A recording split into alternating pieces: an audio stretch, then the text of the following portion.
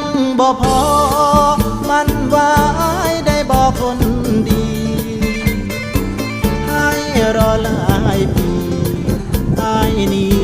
บ่สบายใจยานหาเปลี่ยนแปลงเพราะรอวันแต่งนั้นไป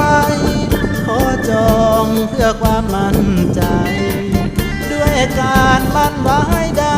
บ่จำใจให้รอ